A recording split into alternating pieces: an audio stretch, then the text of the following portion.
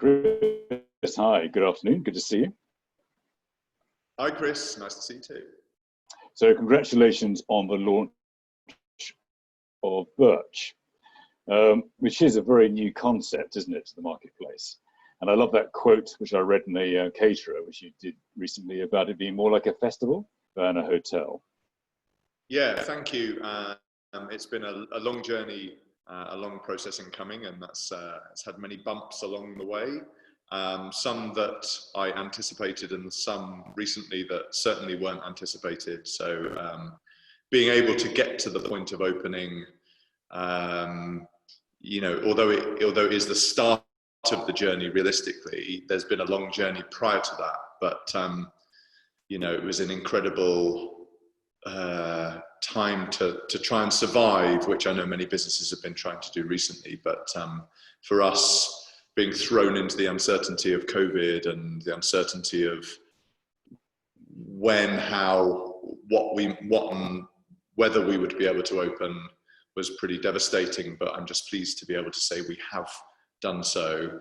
And then I think what we've tried to do, to your point on festival, is we've tried to create an experience which is based on what we believe that consumers will really desire. And that's not off the back of COVID, that's always been kind of something that we've been trying to do, regardless of the challenges in the world around us, just to create this idea of freedom and escape for people that are shackled by the constraints of modern day life, of timelines, deadlines, commuting, of busy streets, of just constant noise and intervention and interruption, but also the inaccessibility of things that exist around us, and just try and create a space where whoever you are, you can come together, you can be free. And I guess the reference of the festival is more, well, if we said we want to create a place which builds an immersive experience of freedom, escape, that's accessible, you wouldn't go, oh, that makes sense, that's a hotel. But you would say, well, actually, I've seen, you know, elements of that in wonderful festivals, particularly in the UK. So that's where the relationship and the relevance comes, in that when you're trying to describe what you are, it's been really hard to describe to people what Birch is, because Birch is Birch. And whenever you create something new, you're trying to define an experience when the experience doesn't exist yet. And so hopefully we might say, looks like a hotel, feels like a festival, but the hope for us is that people that come and consume here will start to define to others what really truly Birch is. But for us, it's something that's deep rooted in a belief of creating kind of experience and really giving a shit about, like, the people that engage with the experience, the product, the people, and an honesty in that approach of we're never going to start perfect. We'll keep trying to evolve and get better. But what we will constantly work on is trying to deliver to you, whoever comes here, a place where you can explore, be free. And maybe by spending a weekend here, you could almost earn time back, which is our most precious resource, because it's easier to get to, it's more accessible in terms of price point. It doesn't force you out of a room at 10 o'clock on a Sunday morning. It encourages you to explore, be curious, try new things. And you might find that you learn things and meet new people, not so much at the moment, but hopefully that will enrich people. And that's quite exciting to be part of that. I think it's amazing. Look, I'm really looking forward to coming over to see it. Let's go back to the beginning of the journey, because it's been a 4-year journey, hasn't it? It has. It's a long old journey. It's been a testing, and I think that's a great story in itself, because you were obviously opened the Ace Hotel, running the Ace Hotel at the time. And then your original vision was to create Steel Hotels, which is all about combining hotels with sport. Yeah. And that still very much is an aspiration. And I left Ace, and Chris, you would know that very well, because when I was debating leaving Ace, I met with Chris, And I said, look, I've got this idea about bringing the sports world, the endurance world, the mental and physical health world into hotels because of my background of endurance sport and the way that sport and the infrastructure of sport, fitness, health, wellness has really enabled me to perform better, both soft and hard performance in my life, through understanding more about my mind, and looking after my body. And we kind of spoke about building steel, and you told me that it was a great idea to leave formal work. So it's kind of, I'm sure you thank me for that. Yeah. But you know, that was 4 years ago, and then I went off on the path of creating the UK's first sports performance resort, and we built all the research and kind of all the backdrop to that. We could see an incredible opportunity in the market that is performance, but also mental and physical health and wellness. We tried, we knocked down doors, we looked for assets, we built a kind of full business plan around how this sports performance resort would start. And then we realized that to get that going, it needed a significant amount of initial capex to build the kind of facilities that we wanted to get that off the ground as a first.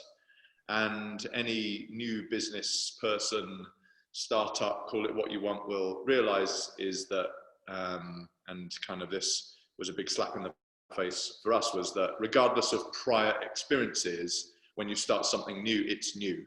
And you have no covenant. So that was the C word at that point. There's a new C word in town at the moment, which is COVID, but covenant was the C word at that point. And so you have to be realistic about how you can launch and be mindful of the different needs of the different stakeholders around you, particularly when you're looking at external investors to support real estate transactions. And so whilst we were getting closer and closer to opportunities for the resort for steel, we felt that steel would probably most likely start in cities, because we could put that infrastructure of performance and support, and kind of holistic wellness into a kind of up and down structure of bricks and mortar, with less risk to real estate investors, because it was in markets where there was a high level of demand already. And then what we would do is be able to take that demand, but also add on top of it through adding in performance infrastructures, adding in kind of membership infrastructures, adding in facilities that would enhance people's physical and mental well-being whilst they were with you, and hopefully on a continuum as they traveled around the world. And that then moved us onto another path where we kind of stopped looking at out of town assets just for a short term, and we started focusing on city assets. And then we were in a kind of one and a half year cycle of incredibly inflated city-based real estate prices, where it meant that it was going to be very difficult for us to take on an existing asset and then transition it, because you were buying the future value in the acquisition. So you had to bank on multiples being so ridiculous on the exit as they are on the entry, which just was not feasible. And so then we were forced into another kind of strategy of trying to look at development and learning development and really working with experts in that field. And all of this time, we had built such a strong sense of what steel was and what steel needed to be, both in terms of the resort and both in terms of the city infrastructure, that if we just continued blindly solely on that path, there's a chance that we never would have started, because the real estate, which is obviously fundamental to being able to launch a hotel platform. A hotel is, by nature of what it is real estate. and we weren't paying attention as much as maybe we could have done at that time to real estate fundamentals and the market. So Birch was born out of steel will happen. Steel absolutely, like the research that we did, the people we spoke to, the investors we spoke to, the buildings we tried to buy, the resorts we tried to kind of start, only reinforced the importance of steel for consumers and the opportunity in the marketplace for performance and for health and well-being. And what we then needed to do was basically make sure that our business could start. And we realized that to start any business, sometimes you've got to take different branches in order to make sure that the blossom comes on the tree, right? And that's a bit cheesy, but we ended up creating Birch when we met some friends, and we were talking about the challenges of the journey of starting steel, and we kind of spoke about this opportunity that we felt was very prevalent for these escapes for people. And we kind of knew that wellness would be a big part of that, but we felt that if we made it one pillar of many rather than the pillar, there was a chance that we could find assets that maybe weren't right for steel that could be more relevant for this thing, which we then called Birch about 2.5, maybe nearly 3 years ago. And so we started a journey of ending up with 3 different products. We had Birch, we had Steel Resorts, and then we had Steel City, all trying to see which one would find an asset, find a home, and then start to build itself first.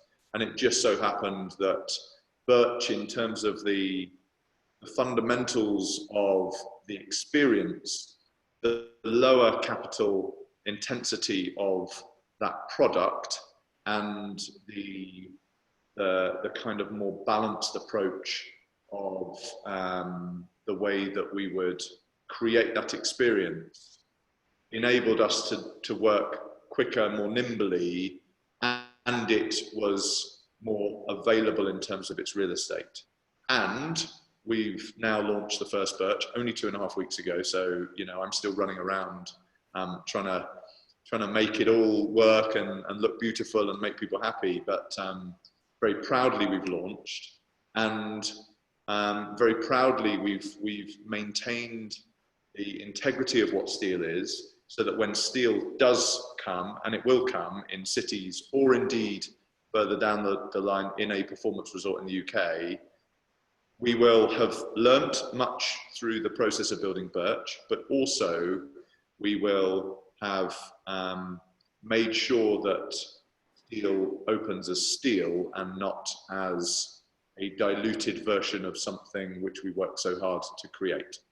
So I think Birch and the journey of this whole journey towards launching Birch has hopefully, I guess, enabled us to create over time 2 very valuable propositions for consumers that both work independently, but also they kind of have the same heart and soul in them of just wanting to help people to have better lives, whether through well-being or through, you know, balance of life, freedom, escape.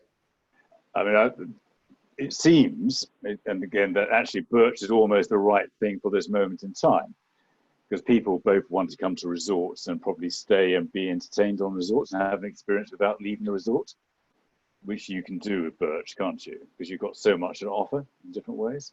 Yeah, I guess when we were building the idea of what Birch was, we did feel that there are a couple of things, kind of accessibility, which I've already spoken about, but when you go out of London or you go out of a city, typically, and this isn't exclusive, it's not like it happens everywhere, but typically and very generically, you find that the provision of food, coffee, wellness, and experience is diluted.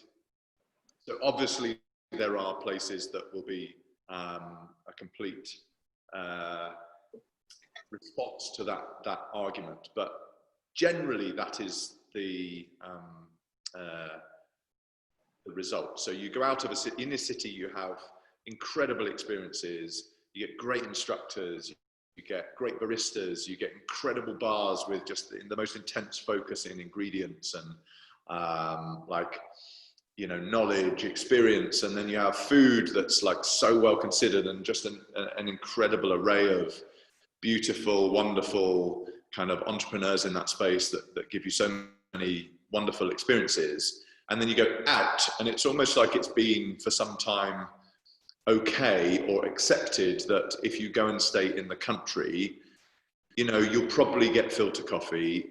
You might get to push a button and get a coffee if you're lucky, but it feels as if it's been acceptable to reduce the level of experience, but still expect people to come to those places. And we just felt that there were more and more people that wanted to escape cities, that wanted this idea of being able to remove those shackles that I spoke about earlier, the deadlines, the pressures, the stresses, the strains, the constant noise. But the only way they could do that was either to go abroad or to go in a long car journey, whether to the Cotswolds or somewhere like that, to escape. And then by virtue of doing that, they were shackling themselves with long journey times, stressful driving, and often inaccessible price points. So all the things that we felt were shackles were then also shackling that experience, because you were paying £500 a night, you were traveling a long way, you were leaving, maybe you're leaving town on a Friday and then you're getting caught up for 3.5 hours in a car, having a conversation on the way to wherever you're going, saying, what time should we leave on Sunday morning? Because that was horrible and I really don't want to do that again. So when we pieced together what Birch could be, both in terms of physical product, but also in terms of experience, we felt that accessibility, price point, and location, and non-exclusivity in terms of it doesn't matter what you look like, who you are, where you come from, if we could create something which was inherently accessible, so location, price point, and experience. So when you walk through the door, you don't get that, well, you're in a country house, don't sit there, don't stand there, wear this, don't talk too loud, don't listen to music, don't put your feet up. If we could remove all that, then we could create, hopefully, an experience that would, I guess, enable people to truly escape.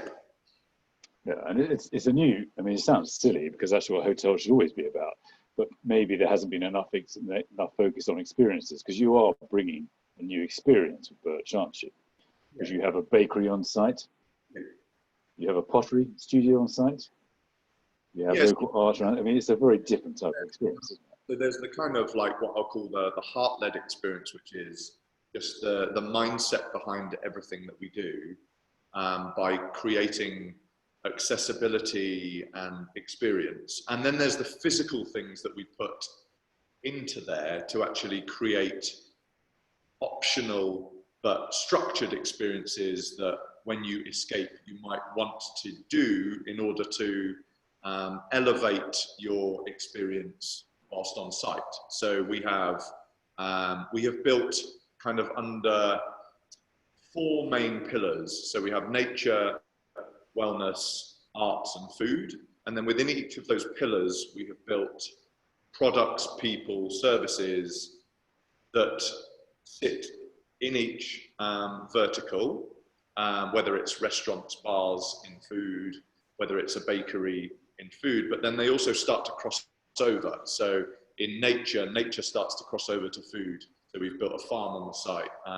And then nature also starts to populate wellness, and we can use some of the natural products that we've got into some of the wellness interventions, and we can use the land to do backyard boot camps and like woodland weights, and we can also go foraging, and we can do yoga camps and all of that. But in terms of the physical presence within each of those verticals that might move across, in nature, we've got the farm, so we've got pigs here, we've got sheep, and we've got chickens. And I'm very pleased to say that the chickens are rescued chickens from battery farms. When, and this is from the farmer, when battery hens get to around 18 months old, they produce bigger eggs less frequently, so they're not commercially viable for big commercial farmers. So we have taken 30 hens from a battery farm and introduced them to daylight, nature.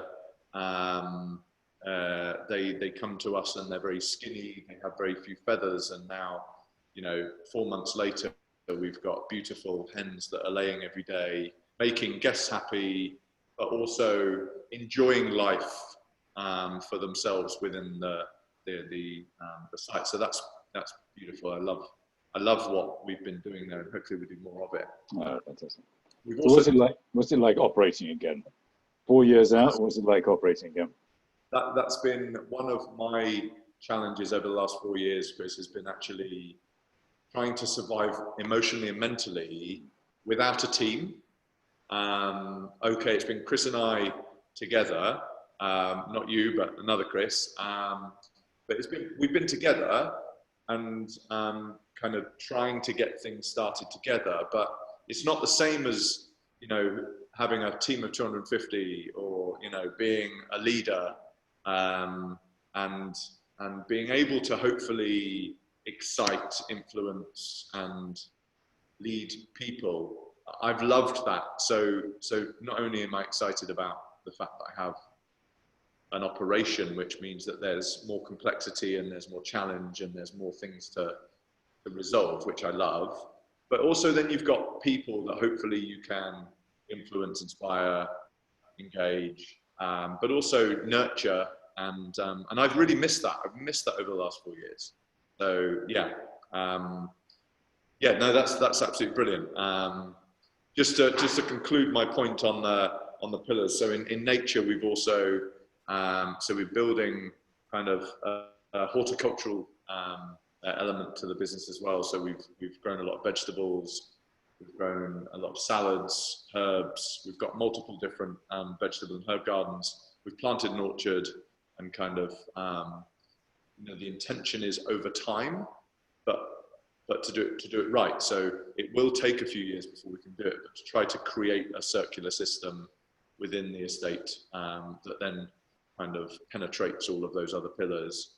Then, like you say, in food, we've got the interactive bakery. What does interactive mean? Well, it's a bakery that supplies the whole of the bread and baked goods to the site. But also you can go in there, you can work in there, you can talk to the baker, you can play in there. And if you're curious enough, he might stick an apron on you and get you to shake bread with him. Or you can attend classes. Then we've got 2 restaurants. We've worked with Robin Gill to partner with us on our food and drink. It's been incredible. So we've got the Zebra Riding Club, which is, I guess, the signature restaurant. And then we've got Valerie's, which is our second restaurant. And then we've kind of created this kind of grab and go system throughout the whole estate.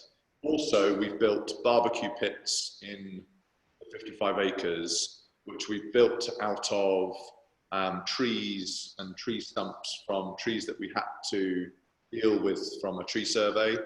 So we've then repurposed those as these really interesting, somewhat Stonehenge-like structures in the grounds, and then people can book barbecue pits, which helps people to naturally distance. So people can cook their own food, but we provide beautiful marinated meats and vegetables for people. I think that's kind of like, we've got 3 bars, we've got 25 event spaces, so that's kind of it on the food side. Don't you have a cinema as well? Yeah, you do films. Food. Yeah. I was trying to do pillars in like. Yeah, no, sorry, I'm cutting across. I try and, although my mind goes all over the place, when it comes out of my mouth, I try and put it in structures. But in then the, I guess the arts and the cultural side, we have a screening room. Sometimes that's, you know, movies for families. Sometimes it's curated content. But we have a screening room. We have lots and lots of art around the site. Lots of greenery, which is so lovely. And I think that in itself, I see as kind of an art piece. What I love about greenery is not only does it lift spaces, it also naturally distances people. So we've kind of cleverly used big plants to be able to give people separation between spaces. But also, if it thrives, it starts to oxygenate the environments in which you are, which I just think is so great for all of our health and well-being. We've got an art studio, we've got a music room, so you can go in there and you can do anything from play the guitar, play the piano to do karaoke. So you'll enjoy that, Chris. You haven't heard me sing. Yeah, I can only imagine. And then we've also, you know, we've made some friends locally. It's been wonderful to kind of learn about some incredible neighbours that we have around here, and we met a sculptor that was just down the road, and he's ended up donating these amazing stone sculptures to us for the site. We've worked with a ceramicist through the whole of our design process. So there's lots of physical ceramics, whether it's light shades, door numbers, key fobs, you know, you name it. We've got ceramics all through the place. We've worked with woodworkers. We've worked with other really interesting craftspeople and artists. And then we also, off the back of doing a lot of work with Emma, our ceramicist, we also put in a pottery studio so that we could help others to learn that. And that's been hugely popular. And then we also, in wellness, which obviously with everything that I've done, we've been doing, and we've been building with steel, wellness was always going to be a big proponent of Birch. And so we have invested heavily in a really exceptional wellness space with different studios, a great ride studio, very atmospheric experience in there with some great instructors, and then a big open gym space. So obviously that's quite a big part of what we're doing. We're not a wellness retreat. That's not what we're trying to be. We're trying to be an escape with multiple pillars. But you know, some people will come here more for the wellness pillar. Some come for more the nature pillar. Some come for the food. But most people come to escape and play and have fun across those immersive experiences, I would say. That sounds great. Now I want to talk about you, because again, for those who know you or maybe don't know you, going back 5 years, you swam the Channel. I did, Chris, yes. Which is quite a mental challenge for you. So, I mean, you've always been mentally strong. So I suppose the question I just want to examine and explore with you is how has this process tested you mentally? So firstly, I would challenge, I have always been mentally strong. Okay. Because I think that's incorrect. I think I always had the potential to be mentally strong, but I also had the potential to be mentally weak as well. And I think I learnt over the years through my own processes of building strength in my mind, a way to become more mentally strong, which is actually really relevant to swimming the Channel, because that was the culmination of many endurance experiences, which were my own personal ways of building mental strength and resilience. So when I was younger, I've always had a very noisy brain.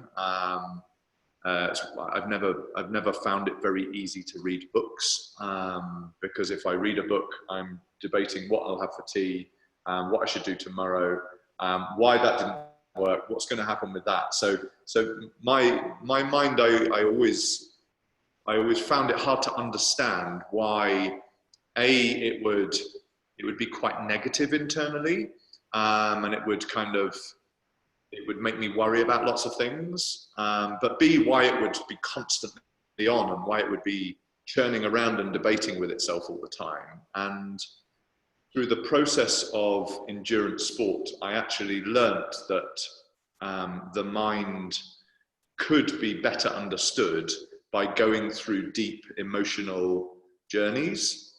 So as I went from doing triathlon to doing half Ironman to doing Ironman to doing marathon running to doing channel swimming, it was a progressive approach to learning about the mind through not just reading about it, because I read about it on the side when I worked out how to read books, and actually be able to be present and calm my mind. But I also, through the physical process of throw yourself into deep mental distress and then try to get yourself out of it and try to challenge what your mind is telling you about it's cold, stop, don't do it, there's a shark, or whatever that mental thing was that's coming in, to find a focus that would enable you to challenge and indeed get through those challenging mental stimulants. And so for me, I feel like I am mostly mentally strong nowadays. And I think the channel and all of the subsequent endurance that I've done has helped me to do that. But at the same time, this last 4 years has been an incredibly tough emotional journey, where the channel was the hardest endurance feat I have done prior to starting my own business, because it was the first thing that I have done where you didn't know when you were going to start and you didn't know where you were going to finish. And there's a worth piece, sorry, just quickly here, because actually people haven't done the channel. There's one thing I learned from when you did it. You don't swim 22 miles, do you? You swim almost double, don't you? Yeah, the shortest distance between England and France is 21 miles. Yeah. So you're trying to take that path, but tides go across you and winds move you. And so you end up kind of carving your way depending on the depth, the kind of the velocity of the water that's moving side to side, and the tides and the winds and everything else. But the challenge with it is you can only attempt it when the pilot that is on your safety boat is happy that the winds and the weather are okay for you to attempt it. So you don't get a start time, you don't get a start day, you get a week window of when they think you might go. And the point on that is not knowing when you're starting something, and then when you're in it, not knowing how it's going to end or when it's going to end, is one of the most challenging things to be able to then continue to get your mind to challenge this constant give up, give up, give up, give up. You know, be careful, you're going to die. Don't do it, give up. Because you can't tell yourself it's okay, it's only going to be another hour. It's okay, it's only going to be another 2 miles, because you just don't know. And when I finished the channel swim and I rocked up and I kind of stood on a beach in France, I got such a huge emotional outpour of like uncontrollable tears, uncontrollable crying, because it was something that, you know, not only had I trained specifically for and very rigorously for a year, it was also just the most difficult emotional learning and emotional journey I'd ever been through. And then throw yourself into starting a business, and then you think to yourself, well, in 6 months we'll have this, and in 1 year we'll do this, and then maybe in 18 months, and you write a business plan, and then you realize that you're in a similar situation where nothing is certain, there is no end, You don't know when the end will come. You don't know what the end looks like. And you're constantly challenging yourself inside of, do I give up and get a job? Do I give up and get a job? Do I give up and get a job? So for me, the channel was probably the best educational process I could have gone through to be able to be resilient enough to be able to start my own business. Well, that was my question. Was that enough training for this? Was it almost good enough preparation? And that's tough preparation. Was it good enough preparation? I think it definitely stood me in good stead. And so it definitely would have helped. But I still think that nothing prepares you for the uncertainty of going off on your own when you don't start with cash investment or asset. And navigating through that and I guess the distractions, much like in any endurance sport, if you get distracted by a picture in your mind of, I don't know, whether you're biking up a mountain and then there's a like a beautiful little grassy area to your side and you're like, I'd love to go and sleep under that tree because it will be so lovely in the sun, not on this bike. And you go, no, come on, carry on. And then you're swimming in the sea and you go, I could just go to the boat. If I went to the boat, although I'd fail, people would go, yeah, but you got this far. Like, I feel the same about this process in the fact of, you and I had conversations through the process of, well, could I just get a job? I mean, if I got a job, I'd have certainty of income. I'd have income. I'd be able to, have a structure again. I'd be able to have a team, and trying to keep those things at bay and still trust that you're on the right path and that you will get through it and that you'll navigate a path, whatever that path looks like, is incredibly, difficult. And I think the channel is a good representation of that path, albeit in a slightly different circumstance. And how have you changed? I have become harder. I'm a very emotional person. I don't mean that I show my emotions outwardly. I just mean that internally I have a big heart, and my heart makes me always want to be a very good person to people all the time. I want to see the best in people. I want people to succeed.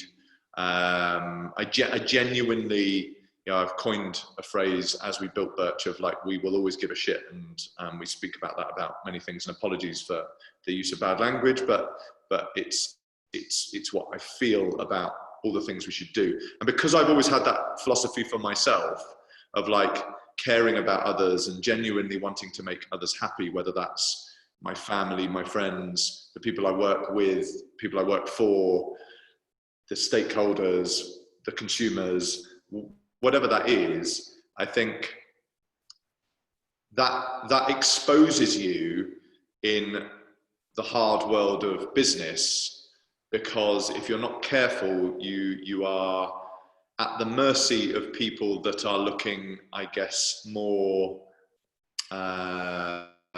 tangibly at, numbers or,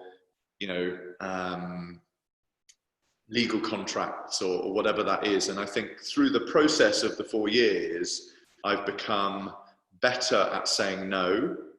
I've become better at understanding value of myself.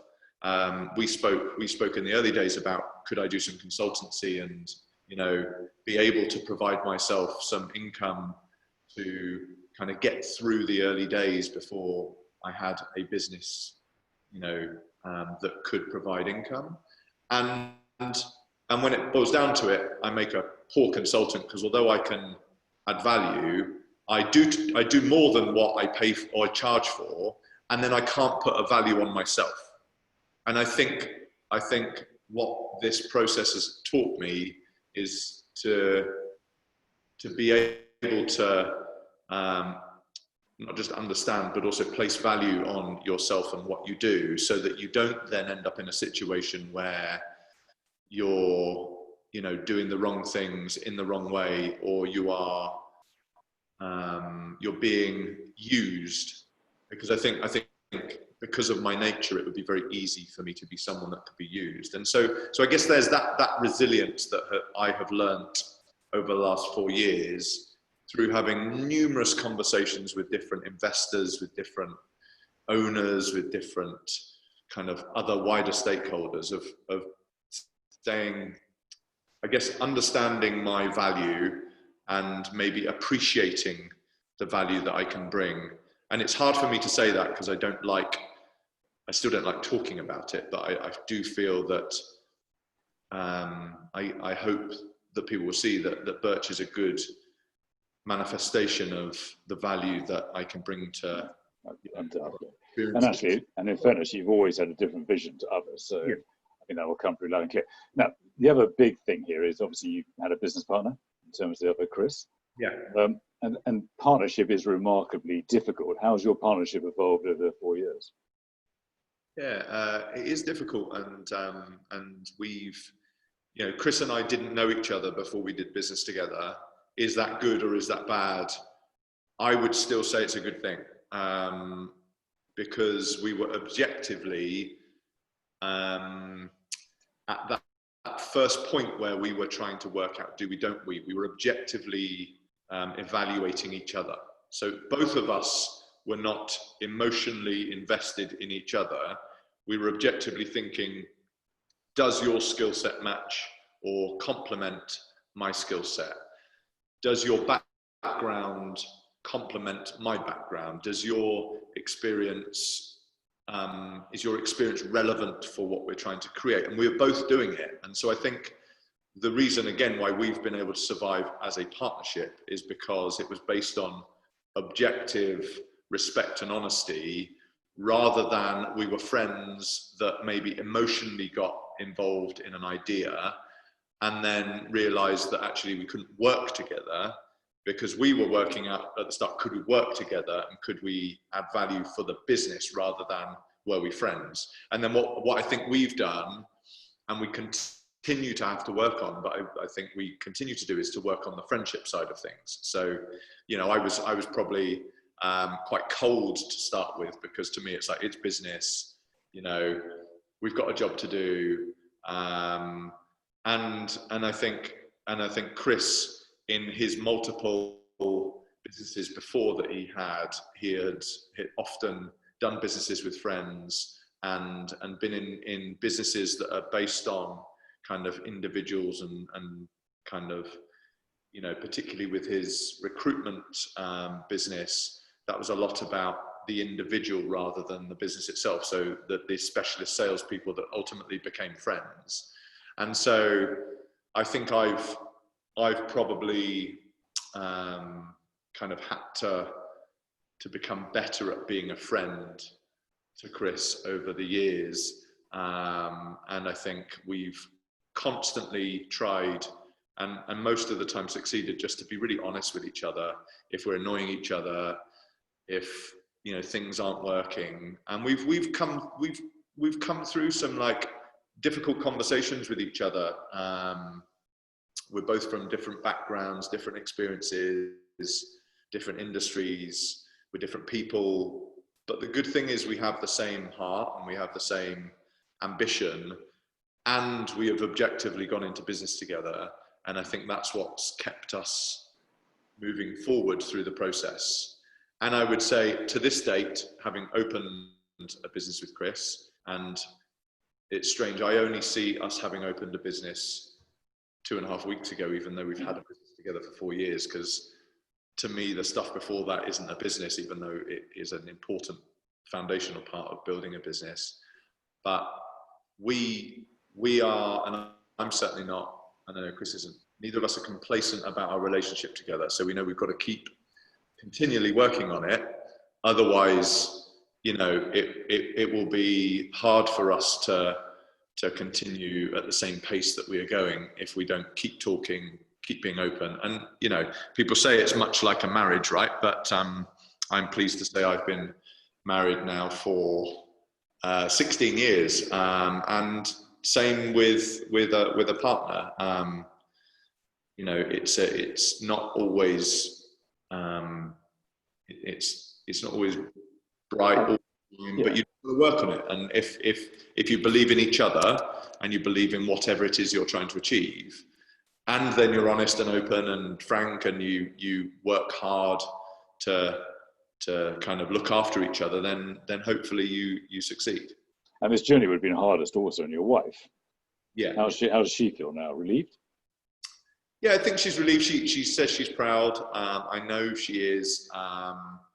Again, I find it hard to hear people saying they're proud, because I honestly feel like I am an employee of this. I find it really hard thinking of myself as a founder. But I guess that's a good thing, because it prevents me ever kind of getting carried away or becoming egotistical. I feel like one of the guys that happens to be working here, much like I did at Ace, much like I did at Fleming's, much like I did at Cavendish, and so on and so forth. But yes, she does say she's proud.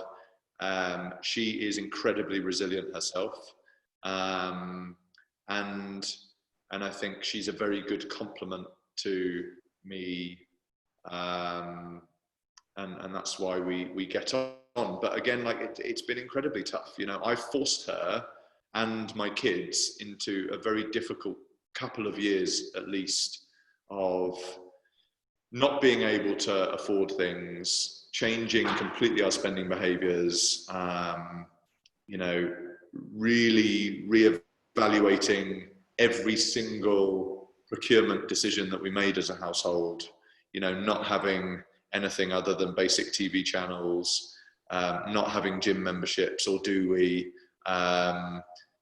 you know, not shopping in a normal supermarket, not an elevated supermarket, but a normal supermarket, but going to as cheap a supermarket as we could and buying as cheaply as we can, so that we could make the money that we had last as long as possible. And I think it's hard to think that other partners would have been so supportive as Vicky has been to me, and for that I'm incredibly thankful. And she doesn't moan about it. And I just hope that, you know, money is not my driver, but I hope that over time, what I'm doing with Steel and Birch and our business will enable me to pay back some of that kind of that sacrifice that was made, not through material possessions, but just through, I guess, a bit more freedom of me not being so flipping. We can't do that. We can't pay for that. And actually, maybe I'll be a bit more open to, we should, because maybe we deserve it. I don't know. I think you do. You've gone through a hell of a journey. Chris, we're out of time, so I just want to say thank you. It's almost 50 minutes we zoomed through there, so it's been a fantastic story. Yes. And I look forward to coming to see you soon. So thank you very much indeed. Thank you. Cheers, Chris. Pleasure. Cheers.